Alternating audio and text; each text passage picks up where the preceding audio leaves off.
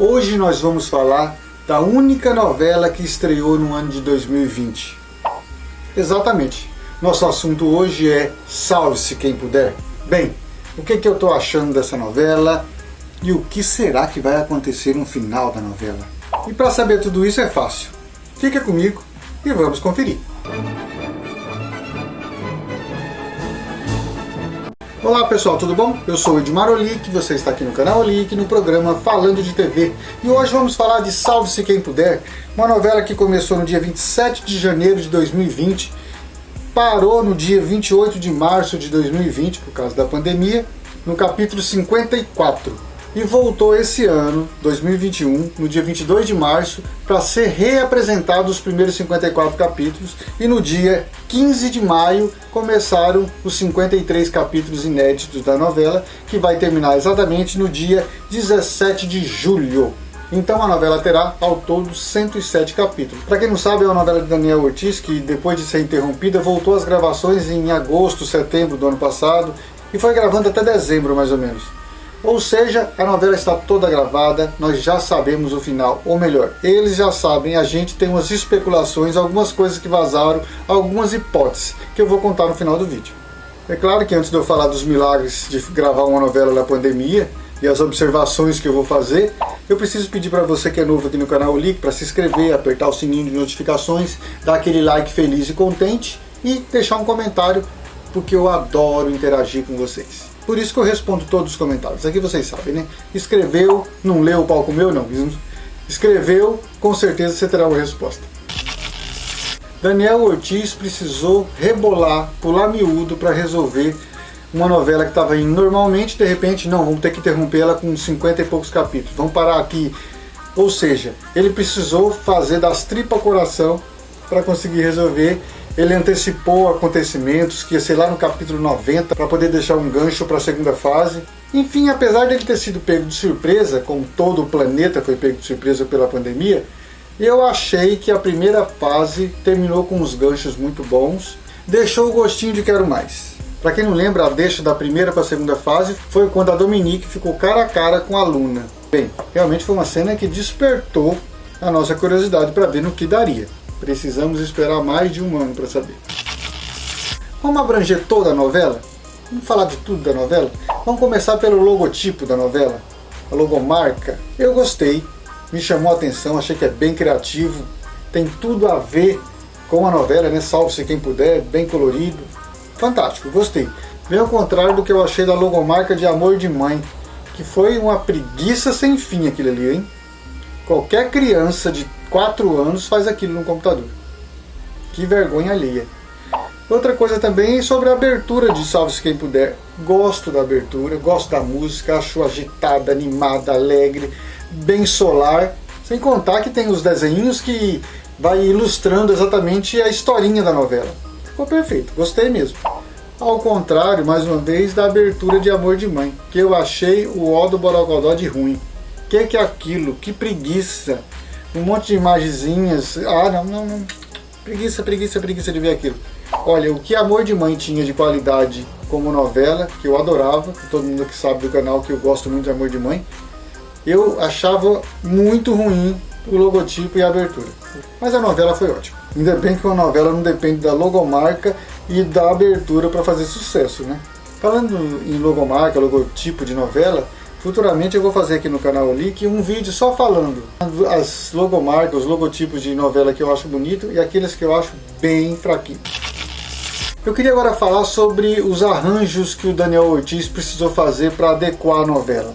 Primeiramente, ele teve um desafio que foi perder um ator, que foi o Juan, que é o João Condessa, um ator português. Ele precisou sair da novela porque ele já tinha um compromisso lá em Portugal a partir de julho, e as gravações a princípio iriam acabar antes de julho, e a Globo não pôde nem argumentar, porque no contrato dele tinha um prazo de término, e ele não tinha compromisso com a Globo a partir daquela data. O que o Daniel Ortiz precisou fazer? Sumir com o Juan. O Duque, no final da primeira fase, ele tinha entrado com o Mário, o pai da Luna, num avião para vir para o Brasil. E como que resolveu a história do Juan não chegar no Brasil se ele embarcou lá? Elementar, meu caro. Colocaram o Mário conversando no táxi, avisando, puxa vida, o Juan, quando a gente acabou de desembarcar aqui no Brasil, o telefone tocou, o pai dele estava passando mal, eu já precisei comprar uma passagem de volta para ele, ele na hora já foi embora. É o que se podia fazer. Por que que Juan não voltou mais? Se apaixonou pela pessoa que estava cuidando do pai dele que estava doente lá. Mas a gente sabe que foi tudo um artifício que foi usado para poder justificar a saída do Juan. Ficou até ok, né? E não podiam dizer que o Juan voltou lá para o mesmo lugar onde o Mário morava, que tinha a Gabi lá que morava lá ainda, porque a Gabi ainda continuava aparecendo na novela, continua aparecendo, mas que lá do México ela só ficava no telefone. Como é que o Juan ia chegar lá se ele não teria como chegar? Resolveram que o pai do Juan morava no norte do México, muito longe dali, por isso que eles não se encontravam e ele não ia aparecer mais na novela. Ok. Toda vez que aparecem essas histórias para justificar a saída do Juan da novela, sempre que aparece, fica um ar de remendo, não fica? Quando você assiste, não fica aparecendo um remendo? E com a saída do Juan, o Daniel Ortiz precisou colocar um outro personagem para fazer a função que o Juan fazia, porque era um personagem importante. E aí, o que ele fez? Criou um outro coleguinha, amiguinho, caso amoroso, paixonite da Luna na infância, na adolescência, que é o Alejandro. Eles tiveram a ideia genial, não sei se foi ideia genial ou foi coincidência, de colocarem o Rodrigo Simas para fazer o Alejandro, que vai fazer as funções dramáticas que o Juan faria na novela. É que o Rodrigo Simas e a Juliana Paiva já contracenaram juntos, exatamente na Malhação Intensa como a Vida de 2012, onde eles eram a Fatinha e o Bruno. Então a Globo tem imagens de arquivo lá da Malhação de 2012, eles se beijando. Ficou muito legal, porque aí são imagens deles mais novos realmente, lembrando de quando eles se beijaram, quando eles tiveram um romance lá na adolescência. A história assim, se encaixou, não ficou parecendo assim um remendo, ficou perfeito. Engraçado que isso que aconteceu em Salve-se Quem Puder, eu sempre, quando assisti uma novela que tinha uma cena que os atores lembravam deles mais novos, eu sempre pensei, se a pessoa tivesse alguma cena que dava para aproveitar de novelas anteriores, ou algum arquivo que desse para reaproveitar, deu certinho agora em Salve-se Quem Puder. E ficou tão interessante que eles já mostraram o primeiro beijo, eles relembrando, só que na verdade aquele beijo é da Fatinha e do Bruno, lá de Malhação. Mas serve para Salve-se Quem Puder perfeitamente. E aí depois eles lembram quando eles brigaram, né? Desentenderam. E aí vão mostrando cenas aleatórias assim que dá para entender pelo que estão narrando com as imagens que eles têm de Malhação. Ah, adorei. Ó, ótimo. Uma das melhores partes da novela.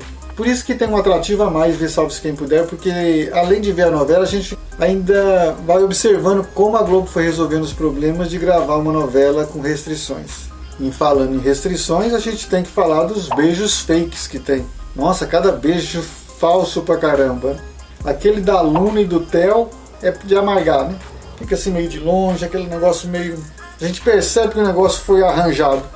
Ok, eu entendo que tá fazendo o melhor possível. É só curioso, eu não tô nem aqui criticando, é só que a observação, a gente como gosta de assistir novela, a gente fica reparando tudo, e aí quando tem um fato inusitado como ter que gravar uma novela na pandemia, a gente fica observando todos os detalhes. Eu acho que a maneira que a Globo achou de gravar Salve-se Quem Puder com restrições foi melhor do que a solução que a Record arrumou quando foi gravar Amor Sem Igual com restrições. Os atores não se tocavam, nem os namorados se tocavam, era uma distância, ficou muito ruim.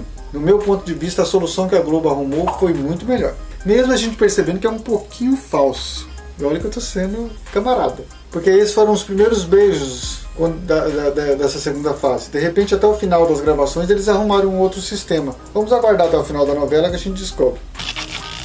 Ah, preciso falar também da alucinação da Alexia, ela imaginando eles no Titanic. Ficou um pouco falso, mas eu acredito que para um delírio da Alexia, ficou até bom demais. E aí juntou duas coisas que eu gosto, novela e o Titanic.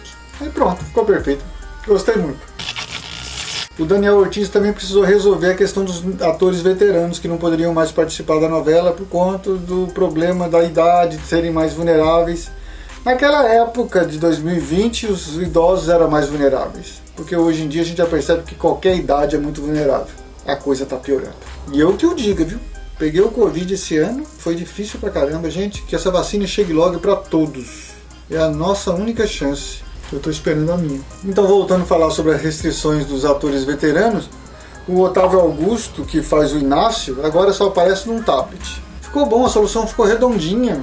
Faz sentido, ele já era doente, foi para um sítio, e ele tá sempre ali interagindo com a família, porque ele fala pelo tablet, né? Ele aparece no tablet, então o Otávio Augusto tá sempre em cena, não perdeu o sentido da história, porque o seu Inácio já estava doente, e ficou crível a questão dele ter ido pro sítio para se cuidar melhor. E também tem a Dulce, né? A Marilu Bueno, que chegou até a aparecer nos primeiros capítulos dessa segunda fase, mas o Daniel Ortiz inventou uma viagem para ela.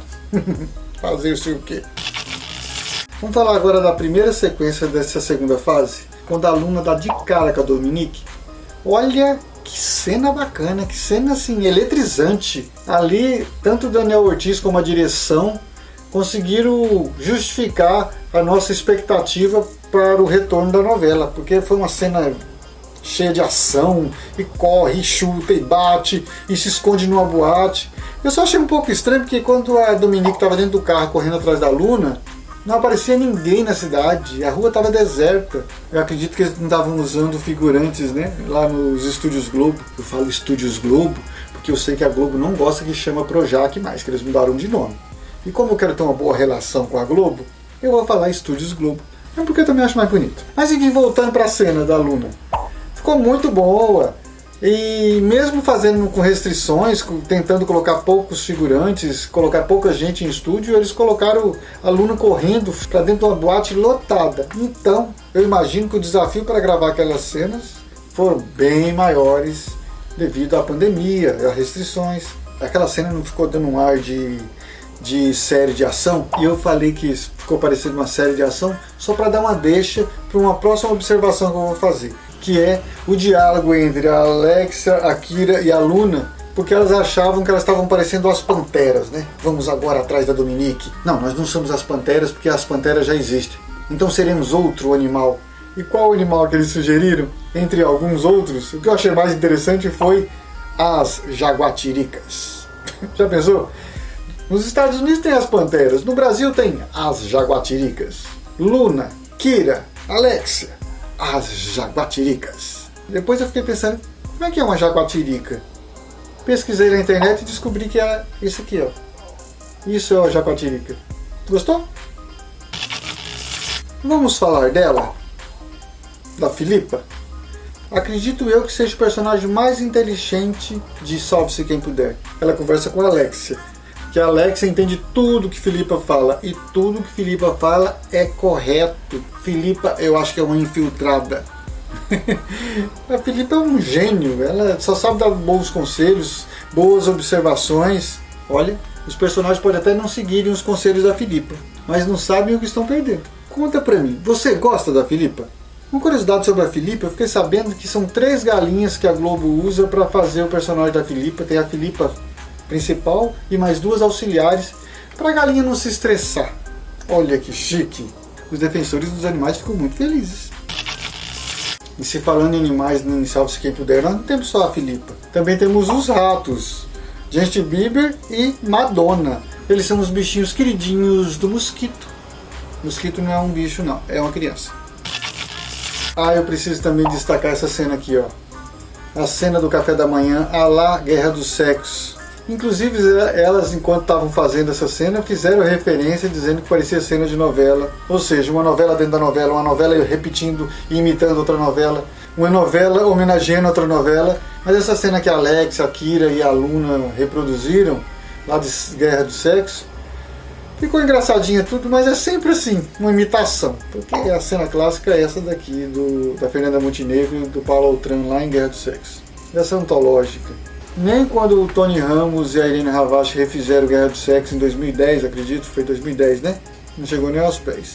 Essa cena, sempre quando alguém fizer, vai parecer que estão imitando os originais. E no fundo estão mesmo. Até o dia que eu gravei esse vídeo, o Babu ainda não entrou na novela, mas ele vai entrar, ele vai ser o Nanico, um policial federal, que vai se apaixonar, vai ter uma fé com a dona Ermelinda. Dona Ermelinda cheia dos pretendentes. Agora vamos falar um pouquinho sobre o final de Salve-se Quem Puder. Quem fica com quem?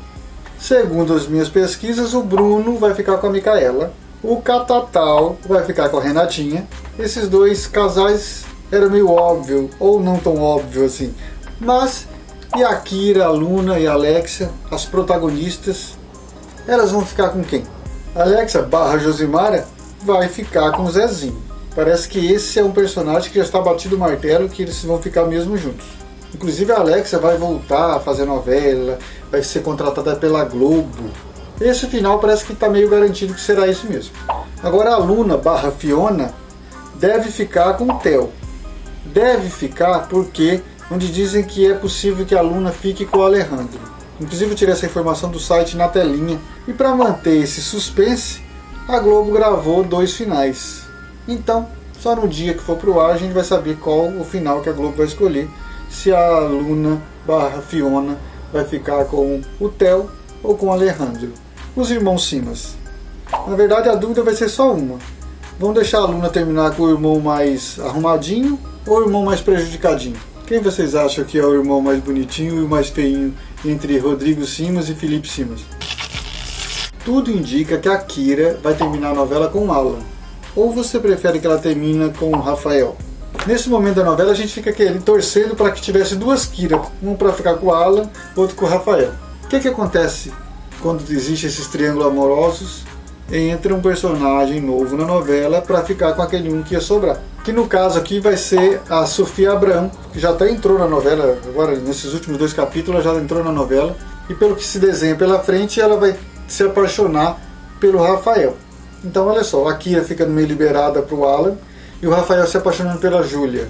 Tem muita chance de acontecer isso mesmo. Kira terminar com Alan e Rafael terminar com Júlia. Mas a Globo gravou também 2 finais diferentes. Um com Kira ficando com Alan, outro Kira ficando com Rafael. E lá no final, no dia do último capítulo, eles resolvem apertar o botãozinho para escolher qual cena eles vão colocar no ar. Eu fiquei sabendo que eles gravaram vários finais, não foi nem para despistar. Mas foi porque como a novela foi toda gravada, então a novela já está pronta, não tem o que fazer mais. Então não dá para ter aquele termômetro para sentir para que lado o público está mais pendendo. Como não vai ser isso possível, eles fizeram alguns finais diferentes para poder depois adequar de acordo com o que o público está mais agradando. Até onde eu sei, foram gravadas 19 cenas secretas, ou para despistar. De repente, tipo assim, a gente está falando alguma coisa aqui que na verdade foram cenas gravadas, mas que foi só para enganar a gente. E para encerrar, o que eu posso dizer, o que eu acho de Salve-se Quem Puder? Olha, é uma novela que eu acho que está cumprindo a função, diverte, alegre, quase infantil. Quem está assistindo a novela percebe que a novela é bem despretensiosa na questão complexidade. Ali é tudo muito solto, muito leve, e eu não estou desmerecendo. É uma característica da novela e é uma característica também do horário das 7. Uma novela ok. Por hoje era isso que eu tinha para conversar com vocês sobre Salve-se Quem Puder. Se esse vídeo bombar mesmo, passar pelo menos de 1000 views, de repente rola um segundo vídeo sobre Salve-se Quem Puder, analisando o final da novela e o que a gente acertou e o que a gente errou. Bem, gente, muito obrigado a cada um de vocês que ficaram até o final do vídeo. Se você é novo por aqui, olha, temos 2 vídeos para você conferir, 2 sugestões. E por hoje é só. Um abraço, valeu e até mais.